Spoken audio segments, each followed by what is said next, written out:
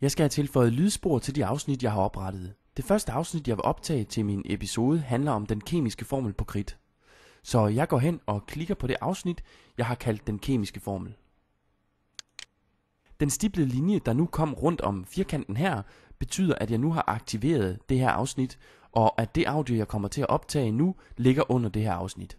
Så klikker jeg på record-knappen hernede, for at starte min optagelse.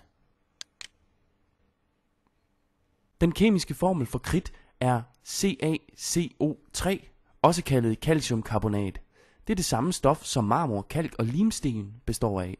Forskellen er blot, hvilke temperaturer og tryk det har været udsat for, da det blev dannet for millioner af år siden. Når jeg er færdig med at optage mit afsnit, så klikker jeg på stop. Og så kommer der en bølgeform under det her afsnit. Du kan se, at afsnittet nu er blevet grønt, og det betyder, at der nu er kommet et lydspor til det her afsnit. For at optage det næste afsnit, så klikker jeg på afsnittet for at aktivere det, og den stiplede linje kommer frem, og jeg kan så optage det næste afsnit.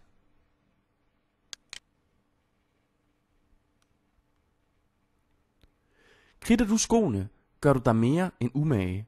Du står også fast på din sag, og du kæmper for at nå dit mål.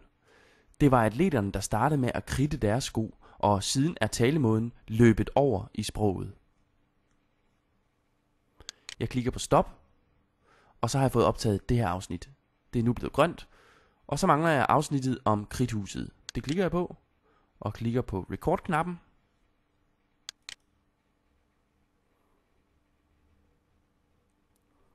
Måske gør du dig umage for at komme i kridthuset hos nogen.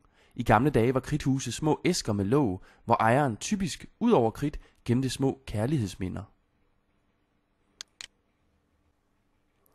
Jeg har nu fået optaget samtlige 3 afsnit, og i det næste klip, der vil jeg prøve at lægge et baggrundsafsnit på mine 3 afsnit her.